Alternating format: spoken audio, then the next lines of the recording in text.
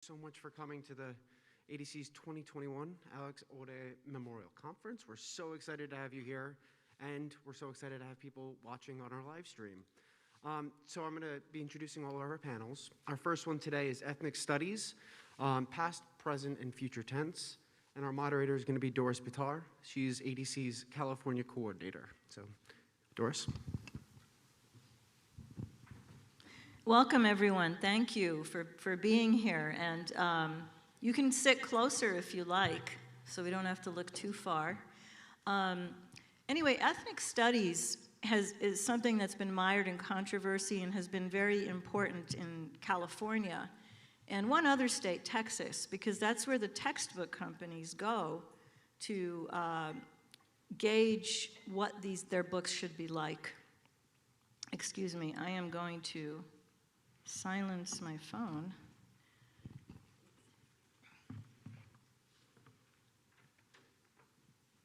Okay, sorry about that.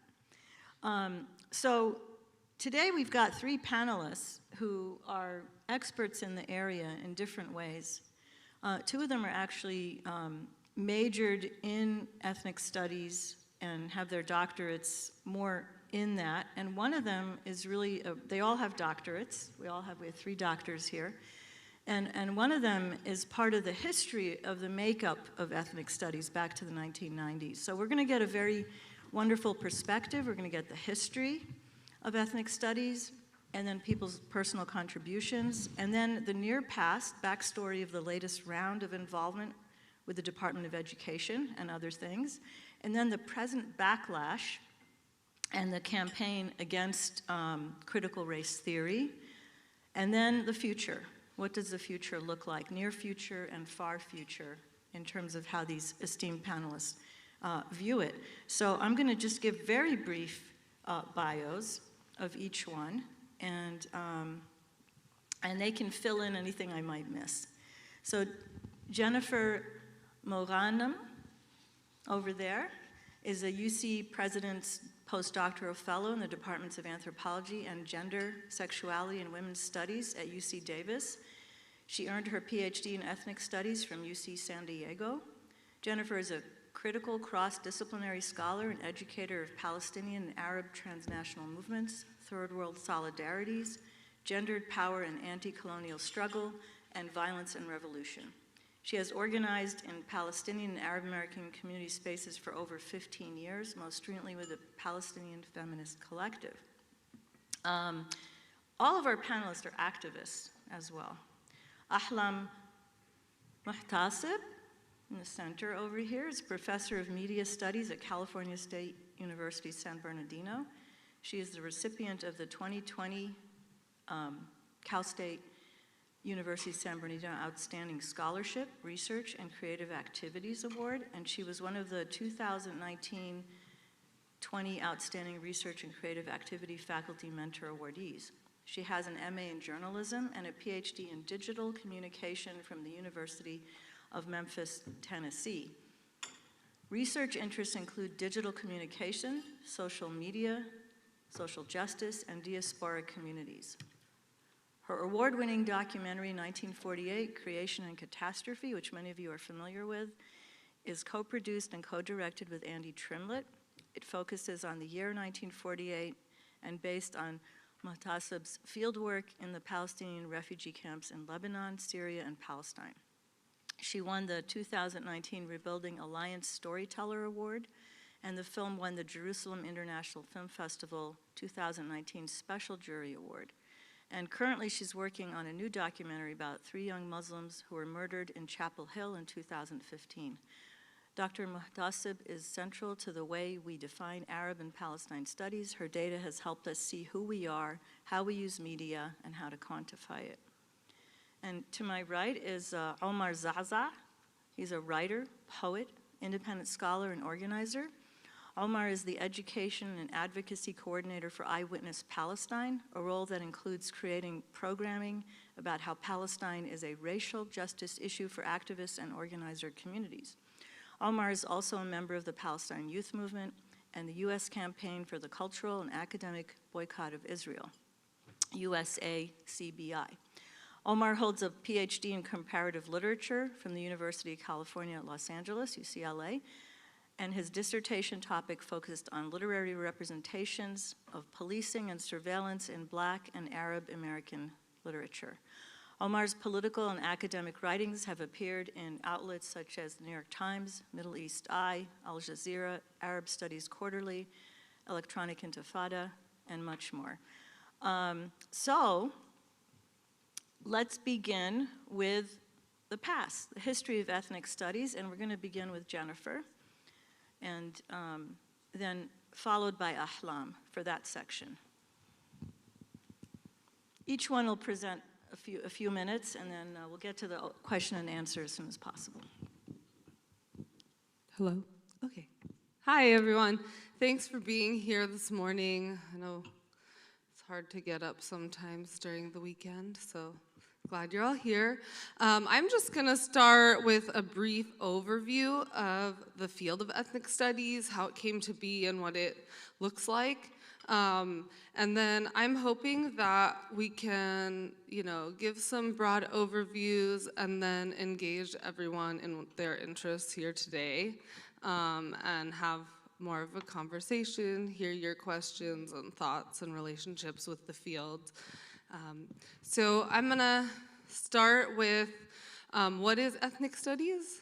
So ethnic studies is a field of study that was really birthed out of a desire for students of color to learn their own histories. So when we think about how we're taught history in the United States, often we're taught a history that is from a particular narrative, the US national narrative, and that often erases histories of colonialism, imperialism, and the different subjectivities of peoples in the United States who aren't necessarily Anglo-Saxon. We don't do enough justice, for example, to the indigenous struggle in the United States or the history of slavery and blackness. And so ethnic studies really calls upon the university, firstly, the university in the origin of this field to do better, to teach more relevant courses, to bring people into the university who may not look a particular way, who may be racialized peoples. And so this field of study is an interdisciplinary field, which means that you can do research in a variety of methodologies, interviews, archives, these kinds of things. And it also serves as a response to area studies. I assume many of you have heard of maybe Middle Eastern studies, which is a field I've also studied in. And Middle Eastern studies, for example, and there's African studies, Latin American studies, a lot of these different fields, they serve as a study of places and regions for the purpose of colonization and conquest. And they were established really by and for US government and militarism. And so ethnic studies here is really pushing back on, we need to study ourselves as people of color, as people who come from these different places, without the sort of colonial ideology of wanting to extract resources or people from these different places. So that's just some background on the field. The field was birthed out of student strikes that began in 1968. There were student strikes happening all over the world at this time, and this student strike was the longest student strike in US history. And it started at San Francisco State, which at the time was San Francisco College, and it was led by the Black Student Union and a coalition of different students of color called the Third World Liberation Front. And it was functioning, of course, 1968. There's ties here to the civil rights movement, They had relationships with organizations also off campus, so thinking about the Black Panther Party, the Brown Berets, some of the different organizations that were functioning at that time for demanding more rights for different communities of color. So this struggle to birth ethnic studies is intrinsically intertwined with the different demands of the Black Power movement, the Brown Power movement, of the different civil rights questions that were coming up at the time. Some of the demands from the students in San Francisco, and then it starts in San Francisco and it starts to ripple out. So you see Berkeley also then becomes engaged in the struggle and the fight for ethnic studies, and other universities, especially across California, and also across the country. So some of their demands, just to give you a sense of the feel of the spirit of ethnic studies. So the students were demanding that universities stop enlisting students in the military. They were an anti-war movement. They wanted to bring in more students of color to college. It was a very minimal amount of students of color, Black students, Latino students, and Asian students, specifically, and Native American students, of course, who were in college at this time in the late 1960s. So they wanted to bring more students of color into campus.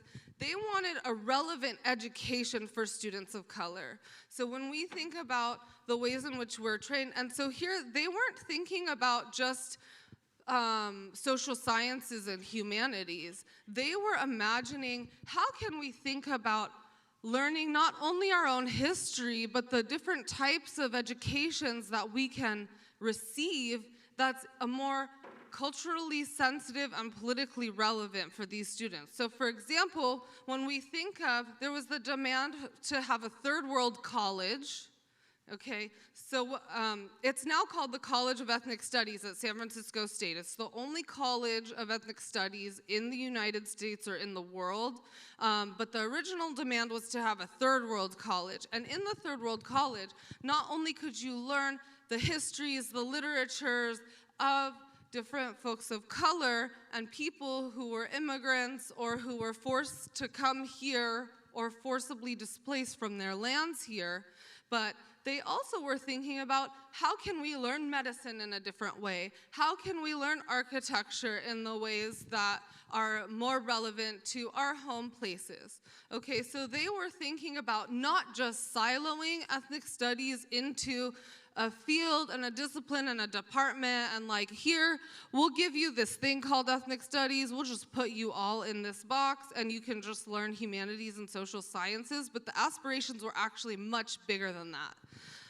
And so the consolation prize, in a sense, was the founding of the College of Ethnic Studies in 1969 at San Francisco State, and the founding of different ethnic studies departments around the state of California and the United States. And just to give you a little bit of a sense of what was going on at that time in terms of how people were imagining ethnic studies, and then I'm going to pass it to Ahlam. But people started, students on campus and professors who were in line with the students started to teach courses outside in the public space, for example, on UC's Berkeley's campus. They would invite community members to participate in this kind of education because largely their community members were not all getting into college or did not have that sort of resource to be able to get there. And so they were offering broader public education for the communities that they were coming from. There were two different trajectories within ethnic studies in its origin. One was the cultural sort of identity or nationalist trajectory, which you can see like through the Black Power movement, and through other movements, for example, for Native sovereignty, the American Indian movement, and these kinds of things. And then there was another trajectory that was more interested in a class-based struggle or Marxist thought. And of course, they intersected and overlapped at that time. But there were two kind of different visions for the field here. And within this struggle, although there were communities from many different parts of the world, the four main fields that came out of this moment in ethnic studies are Black studies or African American studies. Different campuses call it different things. Native American or American Indian studies, again, different campuses call it different things. Latin American studies, some people are now renaming to Latinx studies, and Asian American studies. And so those were the four original fields that were, or subfields that were birthed and taught about through the foundation of the field of ethnic studies. And within that, as Arab American studies emerges, which Ahlam is going to talk about right now, as Arab American studies emerges as a field of inquiry, it falls under the subfield of Asian American studies for the most part. North African studies can fall under African American studies sometimes, but for the most part, Arab American studies falls under the Asian American subfield, and this is because our region is technically a part of Asia. And also, this category helps to expand the ways in which we think about Asia. There's a very specific way in which the American and global psyche thinks about what Asia is. Now, we're a part of the Asian continent, many of us, right? We come from the Asian continent, but we're really not counted as such, and we're not seen as such. But we come to a place where it's very, very relevant and necessary to start addressing the different ways in which Arabs and Arab Americans in the United States and globally, of course, face these different kinds of racialized subjectivities. And so that is sort of how Arab American studies comes into being, because we are not actually white, though we're counted as such in the US Census, but our experiences much more resemble those of other immigrant communities of color. And so the Arab American studies kind of begins to inquire about our own subjectivities as Arabs in the United States and also globally. And when we're thinking about the late 60s and the early 70s, this is of course a time where, and it's not post 9/11, but it's actually that early. Many of you may know if you were watching the news at that time, for example, where these discourses emerge around the Arab as the terrorist, or the Arab also as the wealthy, money-hungry, oil-having sheikh. Exactly. Yeah. Thank you so much, Jennifer. I think we have to go to Ahlam. That's Thank you. perfect. That's perfect introduction.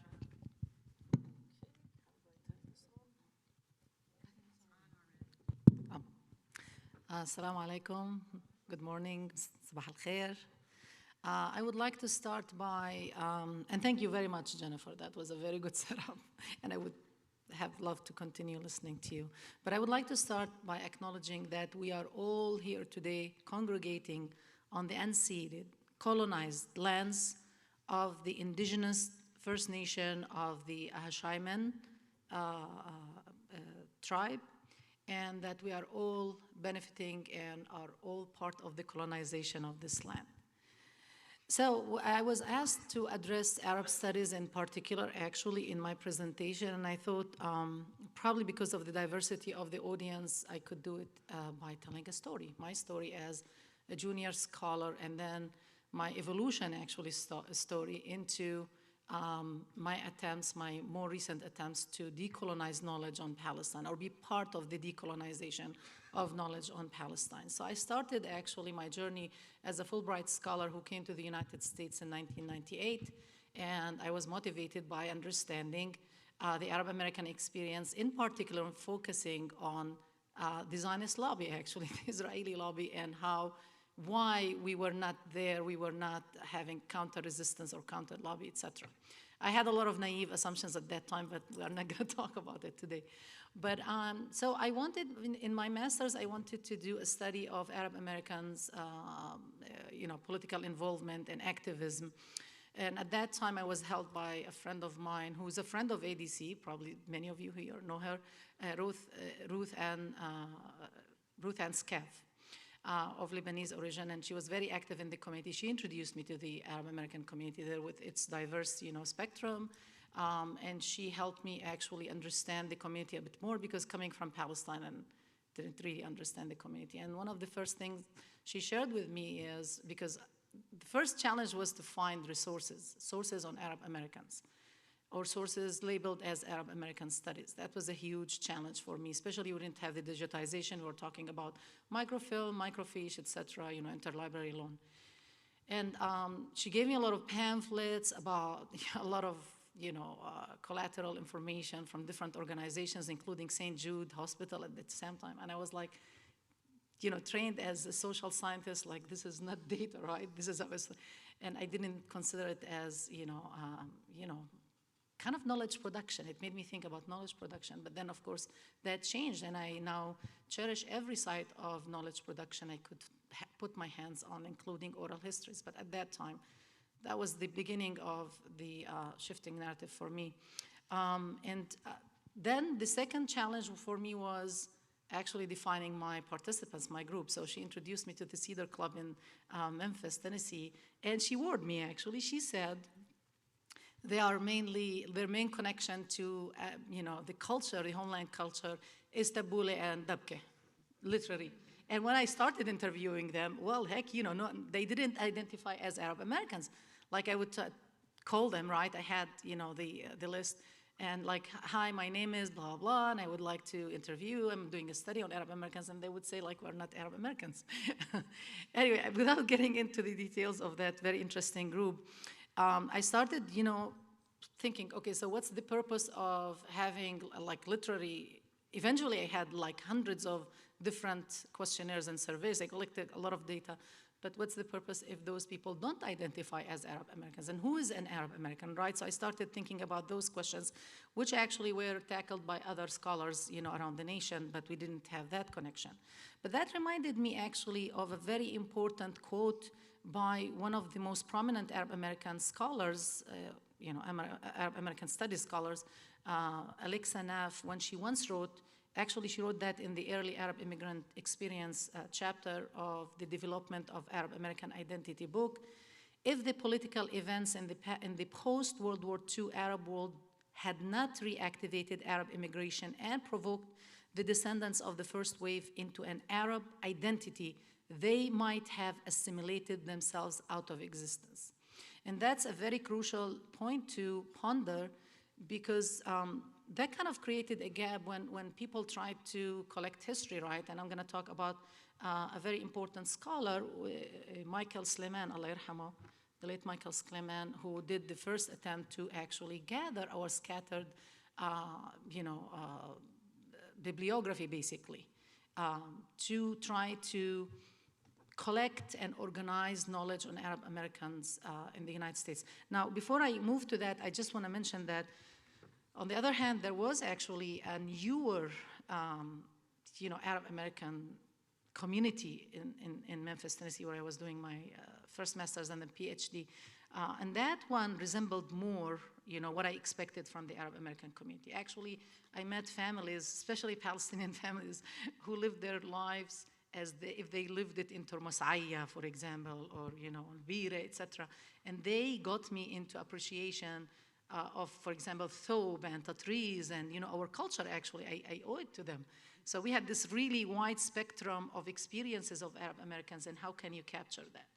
And I was so excited when Michael Sleman, Allah yarhamu, contacted me and said if he could include my dissertation, my doctoral dissertation. It was beyond myself, of course, as a junior scholar, and it is in this very important book titled The Arab American Experience in the United States and Canada, a classified annotated bibliography. He spent 25 years collecting, up until 2006 when it was released, and after, I think 2 years after, or 3 years, he actually passed away, but left us this very important treasure, which is still not digitized, and I hope maybe one day we could work on digitizing it. Maybe the ADC could take on that important work. Dr. Suleiman, in his preface, said, I felt that a comprehensive annotated bibliography was essential for writing a social and political history of the community spanning the full period of the Arab presence in North America. Furthermore, a comprehensive bibliography was absolutely essential to enable scholars and the general public a convenient reference for the wealth of available but scattered and often relatively unknown sources about the Arab American community. Of course, it's easier now with the digitization of most of these resources, and the speed of interlibrary room, but still it's a challenge actually. And there are a lot of other people, of course, who contributed, and I guess I'm just going to focus on quickly as much as I can on two important maybe phases in the history and evolution of Arab American studies as a discipline and as knowledge production. So if we are talking knowledge production, and this is what actually one of the conclusions of Michael Sleman, we're talking about all sides of production. We're talking about letters, regular letters by people, oral histories, as I said, pamphlets, flyers, newspapers, magazines, etc. And he went as early as the first waves of Arab immigrants in 1892. He used all kinds of methodology, actually, really, to collect this amazing production. But if we are talking about Arab American studies as a field of study, as a discipline, most scholars think of it as what happened in terms of the scholarly academic production in the last 50 years. And especially, of course, the founding of the Association of Arab American University Graduates. That was a massive, important transformation or transformatory, historical moment for Arab studies as a discipline, because that was a very important association. And there were many others. I'm just focusing on few because I don't have time. I have to finish in probably 3 minutes. But all what they produced, not only in terms of knowledge, in terms of publications, and I will specifically talk about one of them because I'm proud of it in particular, but also in terms of their activism, in terms of connecting, as you said, coalition building, connecting with other organizations, not necessarily Arab Americans, not necessarily anything, like all communities they could connect with, in terms of building the community and the self of identity in this country and beyond. Also their work, their relief work, even in Arab countries, their connection to the homeland, to the Arab world, in terms of their knowledge production, but also in terms of activism, as I said. And one of their most important, publication is Arab Studies Quarterly. Sorry, I have to do this, but because I am a faculty member of Cal State Seminary, and Dr. Jamal Nassar is here. So shout out, because he was the one who managed to save it and make us actually the official publishers of Arab Studies Quarterly, Cal State San Bernardino, the Center for the Study of Muslim and Arab Worlds. We are now the publishers, and now it is in open access, digitally published. I mean, they still do some of the paper ones, but now it's mainly digital. And he was also generous enough to donate his very special collection from the start, every single issue. We now have it as a center at the university, and we are proud of that. Because unfortunately, the Association of Arab American graduates ceased to exist in 2007, officially, unfortunately, after about 40 years of productivity. And part of that history, or like an overlap, is of course the important work of Edward Said, the late Edward Said, who actually was one of the founders of Arab Studies Quarterly. There are many other scholars, and I apologize if I'm not mentioning them, but just the significance, of course, of Professor Edward Said intellectually is not only in shedding light on the importance of why we have all these terrible, images in the United States, but showed them in their historical colonial legacy, right? In how they were important tools in the continuous colonization projects, past and present. Of course, he focused on the roots, the historical roots of Orientalism in his famous book, of course, Orientalism, based on his doctoral work. And that was a seminal work for so many reasons that of course, I can't now in a few minutes, discuss, but I could just say that number one, like two important connections to our conversation. Number one is, as I said, it led actually to thinking about knowledge production differently, thinking about how can we decolonize knowledge and reclaim our narrative. And of course, he has the very famous essay, Permission to Narrate, that's an extension and of course his other work, of this important conversation of reclaiming our narrative. And the second thing is, and that's related also to your point about why have we historically been mainly listed under Asian studies, Asian American studies. He made that connection very strong and very clear through, of course, the connection to the Orient, right? The definition of the Orient by the Occident, by the hegemonic, of course, colonial forces. And thus, he showed that important historical connection of what is termed as the Orient or the East. Of course, there are other reasons. I don't want to reduce, again, I'm trying to capture as much as I can. But of course, there are other reasons. And one of the reasons is this constant silencing of Arab American studies, of course, especially the Palestinian one, and maybe because mainly of the Palestinian one. And one way of doing this is to keep on saying, well, you are not a racial identity, right? You are not a racial, well, Arabs are not a race. So by using that, or you are an area hard to define, as you said. So actually, usually folding us under Middle Eastern studies, which is a term we have really to fight fiercely. It's one of the most problematic colonial terms, and I could maybe later talk about our experience at my school also, decolonizing the name of our own center that I just mentioned. I mean, it was a battle to actually go through that transformation. And so, based on that, of course, we had a whole school of thought emerged, the post-colonial school of thought. That actually also paved the way for other more important also, critical schools of thought, like, the decolonial approach to research, the anti-colonial approach to research, etc. I'm trying to simplify this as possible, but please ask me any questions in the question and answer if you didn't get anything I was talking about, especially that I'm rushing. And I just want to end, I know you're going to stop me. I just want to end, maybe later I will read the few abstracts from the latest edition of the Journal of Palestine Studies. It was actually specifically on Arab American Studies, a wonderful, actually, edition. And Louise Kenkar is the special issue editor. This came out just in May of this year, and it's just became available digitally.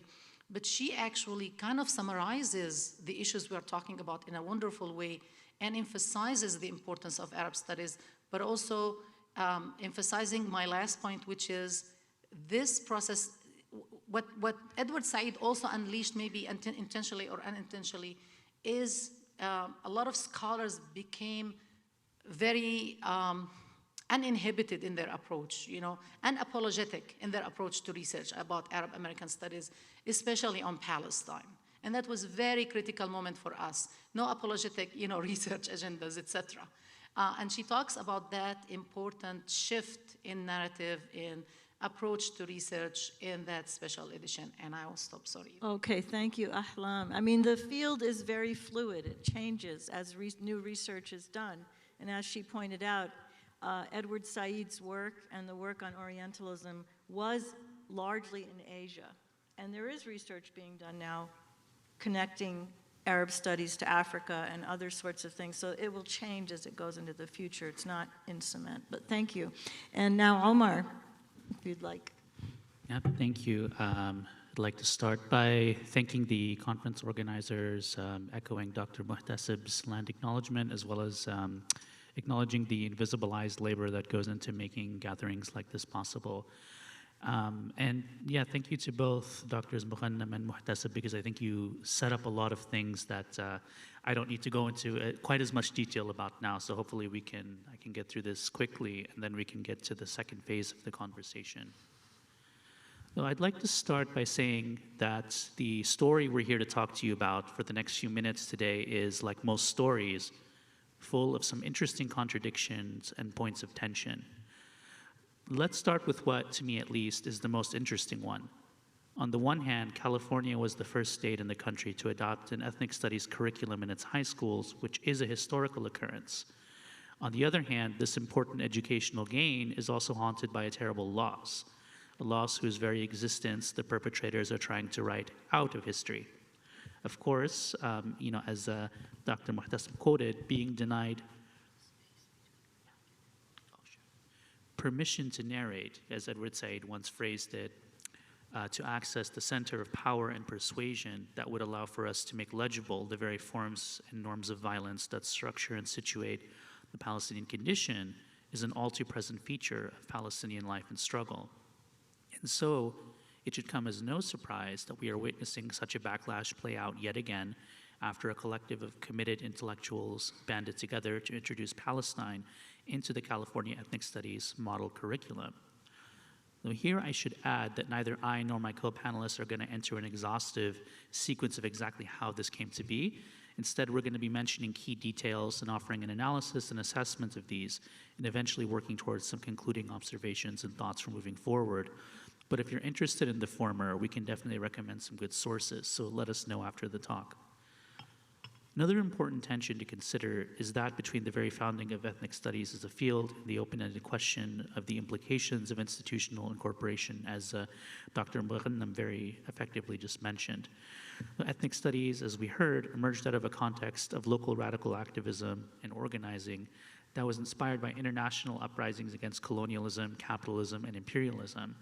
As such, the original demand called for was not for ethnic studies, but third world studies, an epithet that powerfully captured the intersections between local systems of deprivation, exploitation, and exclusion, and the global oppression being peddled by white supremacist governments, such as that of the United States, founded through and upon indigenous genocide and chattel slavery. Ethnic studies came to be as a result of administrative concessions to some of these demands.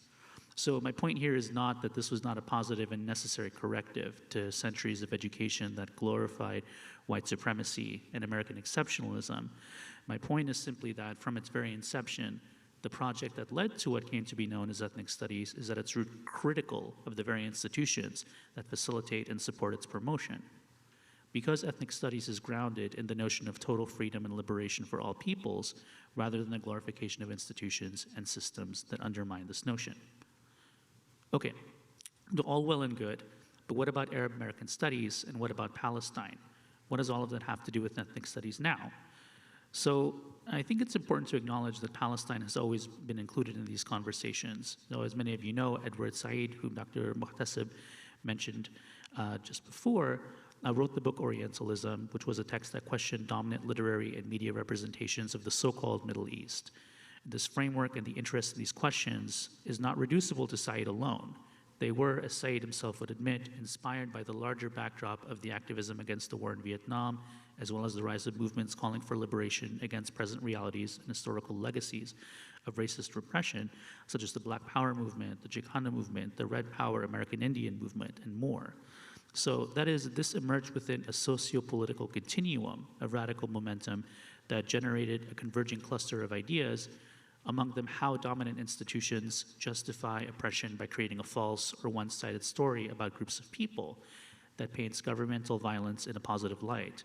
Soldiers and police are heroes, and the foreign governments the US happens to be on good terms with are naturally just in their policies.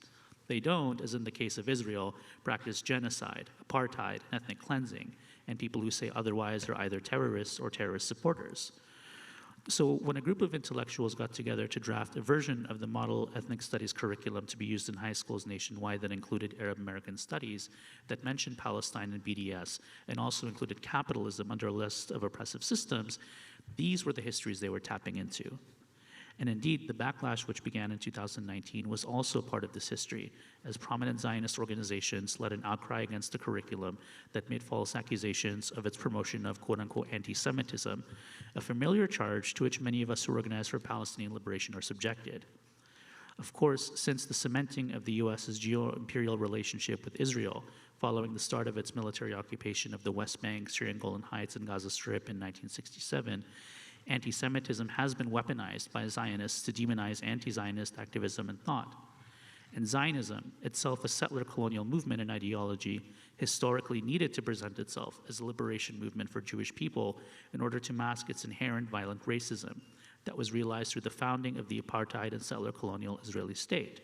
The scholars like Joseph Massad have explored how the Zionist movement in fact co-opted the language of liberation movements after it could no longer explicitly brand itself as a colonial venture. And to this day, we see this approach at work when Zionists falsely claim that Zionism is an indigenous liberation movement, when in fact it is indigenous Palestinians who have been and continue to be ethnically cleansed from their homeland. So I mentioned the last detail in particular because this was one of the key points of contention raised by Zionist organizations, that the model curriculum ignored the history, quote unquote, of Zionism as an indigenous liberation movement for Jews. By March 2021, Arab American studies had been cut down so drastically that it was barely more than a few lines in an index to be included in the curriculum. All references to Palestine had been completely slashed, and 2 sections on Jewish American experience have been added. As Gabby Kirk writes in Jewish Currents, while Palestinian narratives have been removed from the model curriculum, 2 new lesson plans on Jewish American experiences have been added, one on the, quote, intersectional identities of Jewish Americans and another on Mizrahi and Sephardi Jewry. The latter session, titled Anti-Semitism and Jewish Middle Eastern Americans, and co-created by Jews indigenous to the Middle East and North Africa, an organization that partnered with the rabidly right-wing Zionist organization Stand With Us, exposing the curriculum, states that its goal is to introduce students to anti-Semitism and its manifestation through the lens of Jewish Middle Eastern Americans, as well as to understand how the intersectional identities of Jewish Middle Eastern Americans have resulted in multiple experiences of discrimination. Yet the lesson plan contains few resources or examples of experiences of discrimination apart from anti-Semitism, meaning it does not mention anti-Arab racism or Islamophobia. And of course, the prevalence of anti-Arab racism and Islamophobia, including the necessity of both forms of racism in justifying the colonization of Palestine, as well as neocolonial patterns of war-making, such as those witnessed during the Gulf War, as well as the so-called war on terror against Iraq and Afghanistan. There was organizations such as the Arab American Association of University Graduates, or AUG, as we just heard about, as well as the one whose conference we're at today, the ADC, that examined and spoke out against how media helps facilitate the dehumanization of individuals and culture to justify military actions, strategies, and alignments that would otherwise rightly be recognized as exploitative and oppressive. Denied permission to narrate, Palestinian and Arab American activists and intellectuals have had to find creative ways to resist silencing, to claim the narrative space we were always supposed to have been erased from. So this has always been far more than a model ethnic studies curriculum, even as this latest struggle is in many ways emblematic of the global offshoots of Palestinian colonial erasure. So then we know basically that ethnic studies is an activist intellectual tradition that in its ideal form vindicates the radical legacies of joint struggle and resistance forged across liberation movements. So I'm going to skip over some of this because I know we're short on time, but I have some examples of kind of these historical linkages if people are interested in that. And one thing I do want to say, even though I know we're kind of cutting down to the hours, that I think, we've talked about Edward Said, we've talked about the ADC, the AAUG, but I also want to just briefly plug how feminist activist intellectuals like Evelyn Shakir advanced the burgeoning field of Arab American studies, specifically by documenting how Arab American women came into political consciousness through the aftermath of the aforementioned 1967 Israeli attack. San Francisco State University is currently home to an embattled but crucial program called the Arab and Muslim Ethnicities and Diaspora Ahmed Studies Program, led by Palestinian feminist activist scholar Rabab Ibrahim Abdul Hadi, which has been fighting a crucial 15-year-long battle to be able to feature Palestine within a critical ethnic studies framework in line with the original vision of the 1968 student strikes. So the model curriculum that made prominent room for Palestine and Arab American studies did not just drop out of the blue. Last point I want to make, and I'll wrap up here, is that the backlash also did not emerge within a vacuum. 1967 marked the expansion of Israeli military occupation, U.S. support for this colonization and occupation, but it also was a galvanizing moment for newer generations of Arab American activists who had become part of the emergent New Left and form organizations like these mentioned earlier. It also saw a reconstitution of political Zionism that would henceforth create a conflation of Israel and anti-Semitism through the guise of community empowerment and uplift. So this is basically what you get with organizations like, the Anti-Defamation League, which is able to brand itself as a civil rights organization, while in reality its work is to surveil activists for Palestine and other racial justice movements, and is really basically an Israeli government advocacy organization that falsely disguises itself as a civil rights movement. So it's important to understand that part of Zionist racism is in fact this attempt to present itself as a form of anti-racism and to confuse people, right? To form false coalitions that actually continue to undermine the fight for Palestinian liberation and freedom and justice for all peoples. So I think I'm going to stop there a little bit more, but I can get into that in the Q&A. Thank you. Thank you to our panelists. I thought they covered everything. So.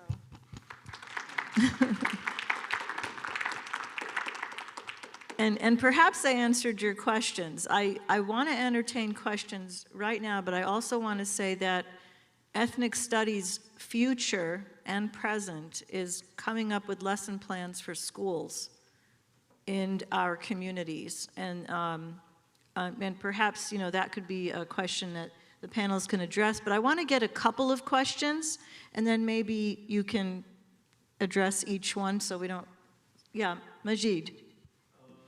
How familiar are you with the S365 in Massachusetts, which has also exploded as of yesterday as a major issue because of the ethnic studies program that was proposed by one of their state senators, and is every Jewish and Israeli as well as Zionist group are coming up against it.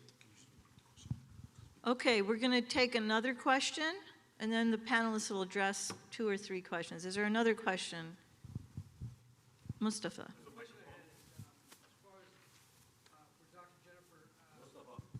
Oh.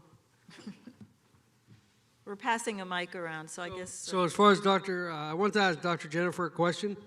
As far as Arabs identifying themselves as Arab Americans instead of white on the census or at any other point, do you think this is something that is most American Arabs would want to do? Like, I've only heard like from people who, like in groups like this, of course they want to do that, and I agree with it.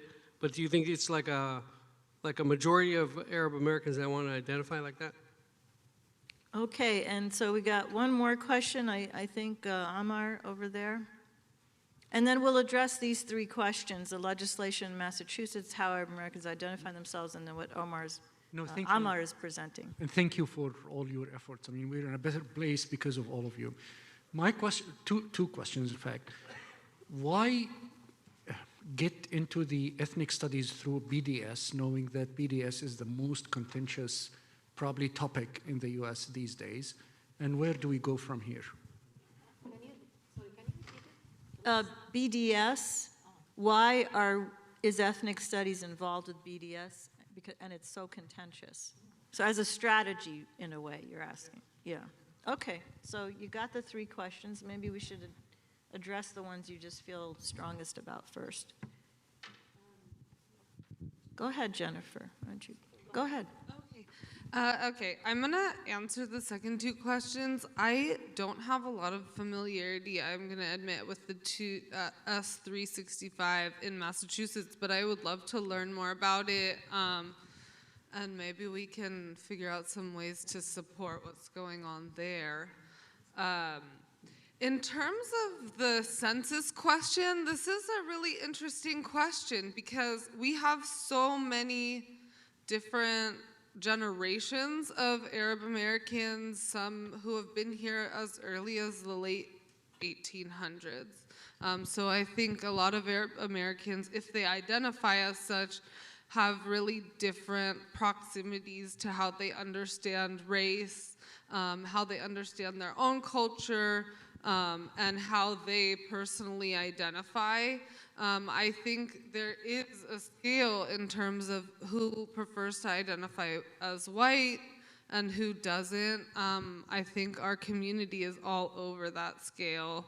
I do think it's important for us to identify as Arab Americans. I can't quantify how many people agree versus don't agree, but I think identifying as Arab Americans has become especially important because the ways in which organizations, nonprofit organizations, just for example, like the ADC or local community organizations, like in the Bay Area, we had the Arab Cultural Center, for example.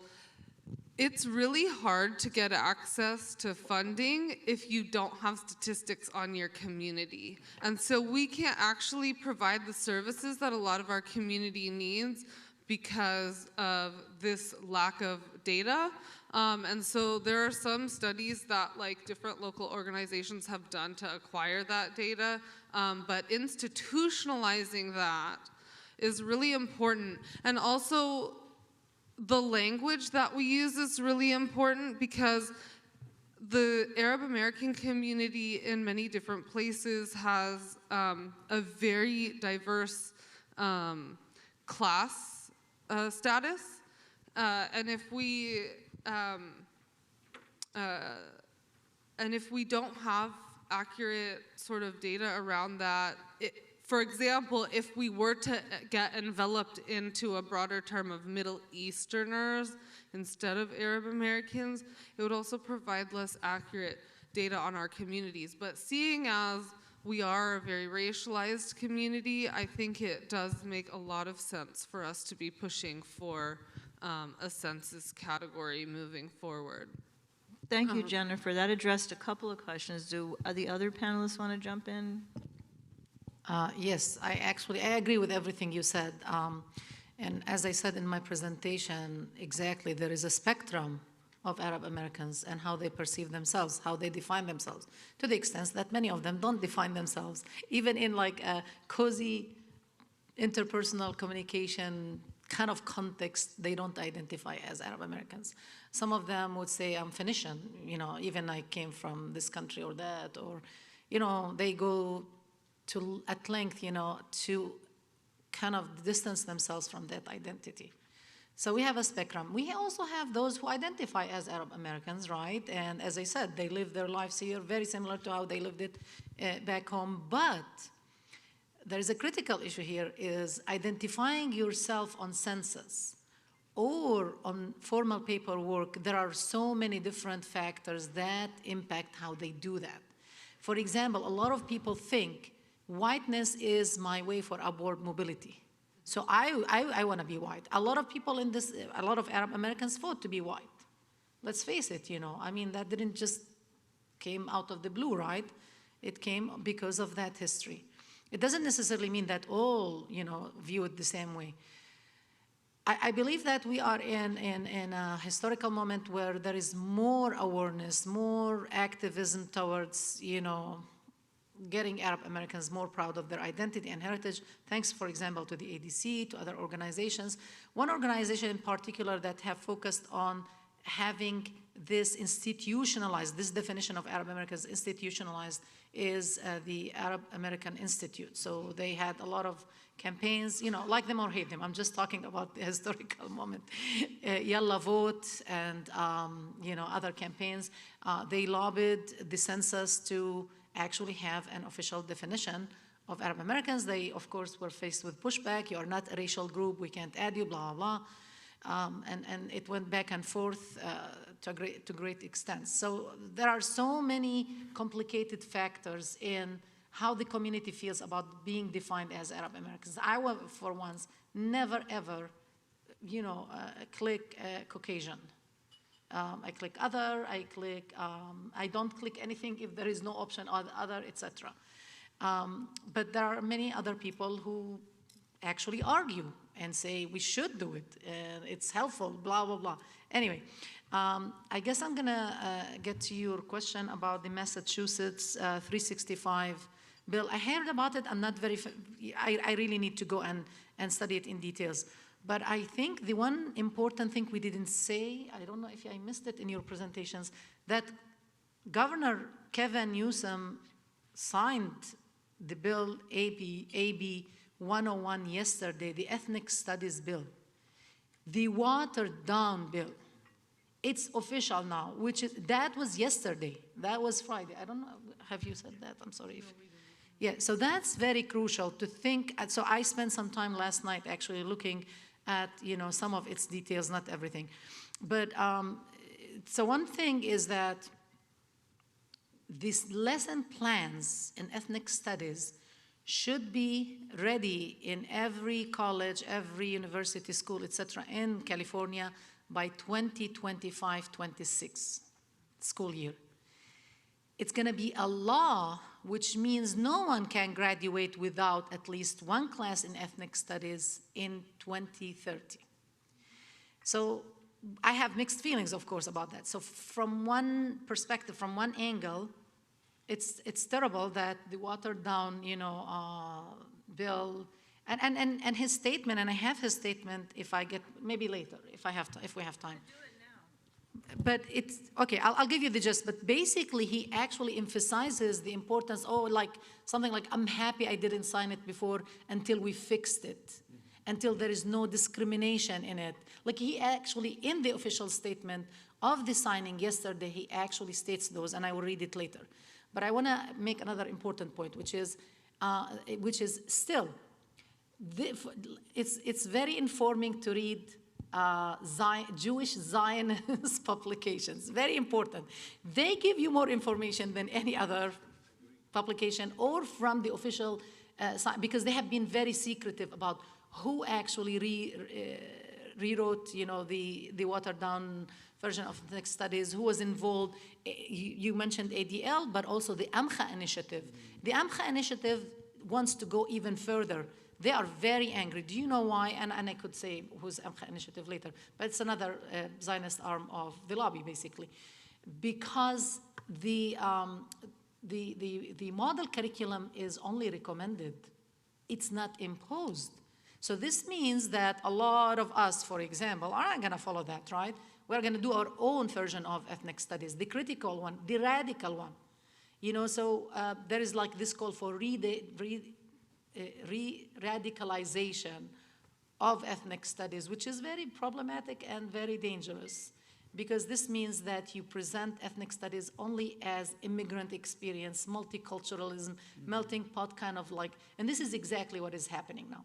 So at the same time, I think we still have some space to push back and try to prepare important lessons plans and curriculum and try to actually keep pushing, right, for more inclusion of especially Palestine, the BDS movement. I don't want to, I could come back to that later. I think we'd like Omar to address the BDS portion of this and whatever else you need to say. And then maybe we have time for like one or two more questions. Okay. Yeah, I'll be quick. I just want to answer the question, why BDS? And big part of ethnic studies, I think as we discussed, was that it arose out of movements, right? And so the idea is to challenge the distinction between, something that's considered purely intellectual versus something that arises from struggle. And BDS is, one of the most contemporary forms, of Palestinian resistance that's happening right now, and resistance to Israeli apartheid. It's not the only one, but it's, a campaign that's gained a lot of momentum. But that said, so basically ethnic studies always combines sort of what's coming out of movements with the intellectual material, right? It's kind of refusing the distinction between the two. But that said, BDS actually wasn't the only thing that was opposed by these organizations. I mean, they were taking objection to references to Rashida Tlaib. They were taking objection to talking about the Arab auto workers strike in Detroit. Edward Said, exactly. Yeah, Edward Said was also removed. So it's really the idea of having something, that gives agency, that gives autonomy, that's empowering to Arab Americans, so that also legitimizes, the Palestinian narrative. Really, that's at stake, because as long as that happens, then you also have eventually the delegitimization of the colonial project, the delegitimization of the Islamophobia and the racism that's necessary to maintaining it, that's necessary to maintaining this kind of dominant form of representation that constructs us accordingly. Lastly, just for moving forward, I think Dr. Muhtasib was mentioning this, there's a plan for a liberated model curriculum, that basically the organizers are going to move forward with no matter what, right? So since this is recommended, people can do, as they see fit. So one of the plans for now is to really continue with the original curriculum, right? And to really call on people to do that. So it's one thing, we'll see what other options are down the line, but that's one of the things for now. Thanks, Omar. We might have, I just wanted to bring up something I didn't bring up at the onset, and then Yusuf, you have a question, and maybe someone else? Okay. I'm an academic as well for 25 years in the arts, and I look at my class. At UCSD at one time there were many Korean students. Half of them came in with their Bibles. I had to adjust my plans. I had to adjust what I showed them, contemporary Korean artists. That's what a professor does. That's what you're supposed to do. You have your own research, your own ideas, your own agenda, but you also have to look at your classroom and have it be relatable. But I also wanted to say the four of us are all on the Canary Mission blacklist. All of us. For doing nothing, we're pretty nice people. Anyway, well, it's stressful to be on that list. But I want to entertain maybe one or two more questions, and then maybe concluding comments. Yusuf, you had a question? Yes, first of all, thank you. Assalamu alaikum. Thank you for including the African-American experience, the Latinx experience, and the indigenous experience, even though we're here with the panel, and I want to congratulate the panelists and ADC for bringing that to the fore while we're discussing. So my question is along those lines. Is there a space for allyship training or allyship study in ethnic studies? It's very important that we don't unintentionally study our way into siloism. So if it's already there, if not, what is the feasibility for an allyship study or course? That's an excellent question. I think perhaps in your concluding comments. And one more question you had right here? Yes, go ahead.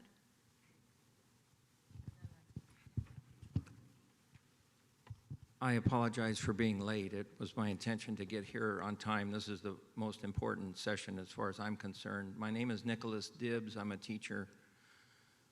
I taught in the Garden Grove Unified School District in a variety of substitute and other situations for over 16 years. I ran for school board twice, in 2016 and 2020. I go to the school board meetings.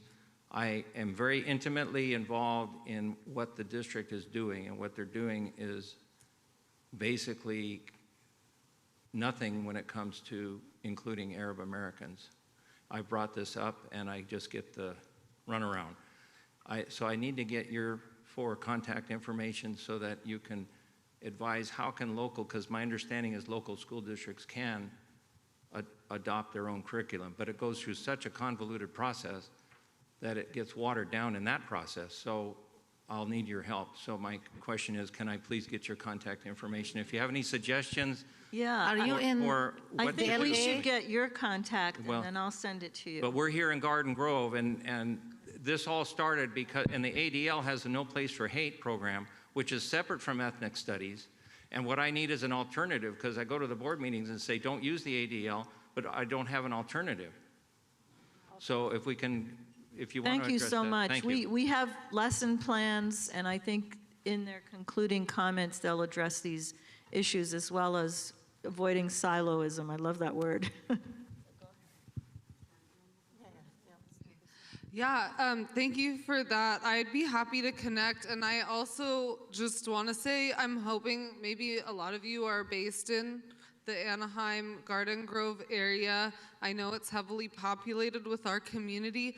This question here needs to be a community effort. So I really encourage, I know like in San Francisco, for example, there have been campaigns for, gosh, maybe a decade or so to get Arabic into the schools, to get proper cultural competencies into the schools, to have translators, and also it's starting in Oakland now too, to have translators and to do some of this curriculum work. So we really need the community to do it together, and there are people who can help guide this process. So definitely I encourage that. Just really quickly on the siloism question, because this is such a crucial question, and there's some different turns happening within ethnic studies as a field right now that are fighting this kind of siloism. There's a turn sort of called critical ethnic studies, and that work really thinks about teaching ethnic studies in a comparative model, as well as thinking about it through themes and experiences. And I think this allyship question actually connects to what I was going to say about the BDS question, which is that the BDS part of the model curriculum was actually in supplemental materials, so it wasn't even in the main curriculum to teach, but it was part of learning about different struggles that you can support, and also that connect with other struggles. We really need to think about in ethnic studies, and this is hard because ethnic studies is getting defunded, you know, it's not getting the institutionalized support that it needs on college campuses for sure, and it's gonna be, I'm sure, the same way for teachers in the K through 12 system. To get adequate support, and so we need to lift that up. And so that lack of support can often result in the siloing of different groups to fight for to compete against each other for the little crumbs that there are. And we're seeing this in different spaces. Omar mentioned the Arab and Muslim ethnicities and diasporas program at San Francisco State, for example. So we're seeing, you know, this happening because of a lack of resources, but there are efforts to not only think about intellectually what it means for our struggles to align together, and intellectually what it means to be in allyship with each other, but there are professors doing the work to show what that looks like practically too. And we need to keep doing that work because this is the most important work, and that's what you're gonna take with you after you graduate. So thank you for that question. Okay, I think just because this is the closest point, I also am part of the CSU Coalition on Ethnic Studies. And you notice those fights actually inside the coalition itself. Of course, you have those who follow the administration's lead and want to do everything that the chancellor's office do, etc. And you have actually, unfortunately, divisions, you know, fighting each other within the same coalition because as Dr. Mughannam said, they are fighting for the crumbs that is, you know, left instead of, you know, pushing for a strong, you know, ethnic studies agenda. And there is so much to say, but just to go back to the importance, I have to finish? We're actually out of time. Oh, okay. So, okay. but go ahead and finish up. Okay, I wanted to read something. I'm not going to read it, but I just want to say that we continue the struggle. We don't give up. As scholars, as individuals, of course we are doing this. We have been doing it. You know, I did a documentary, 1948, Creation and Catastrophe. Over 15 years, I worked on that to decolonize actually peace, you know, to do a little bit, a dent in decolonizing about Palestine. I teach a class on settler colonialism and Palestinian cinema, a class on Muslim women in media and society, etc. So individually we have been doing this and we continue to do it, but I think it's very crucial that we keep pushing on the institutional, at the institutional level to institutionalize Arab American studies and the inclusion of important critical aspects of the Palestinian experience. Thank you. Oh, sorry. Keep on giving. I think the note that I want to end on is one of the things that really gets lost in all of this backlash, honestly, is the students, right? Every single time I talk to, somebody like Dr. Abdul Hadi or Dr. Muhtasib, or, it's really, the students love the material. And there's so much research that shows that ethnic studies actually makes people more motivated, to learn, and that makes them excited about education because it shows the different possibilities of what education can be. It's not just this thing that's supposed to get you a job to make you a professional. You can think about things that are important to your community, the struggles that you're invested in. And so these, forms of backlash are actually really undermining that. And a more expansive, robust ethnic studies is actually the solution to making sure that we have people who are interested in learning and thinking of learning as something that's more than a product, that's more than something that textbook companies can have a monopoly over, right? It gives them the possibilities for the world. So I think I want to end on that. Okay, thank you so much, everyone. And just 2 comments. A lot of us are in coalition with other organizations. That prevents siloism. And also, ethnic studies is not new. It's not new. They have data. People who graduate with ethnic studies degrees get great jobs, and business wants them. So that's another thing to keep in mind. All right, thank you. Thank you again.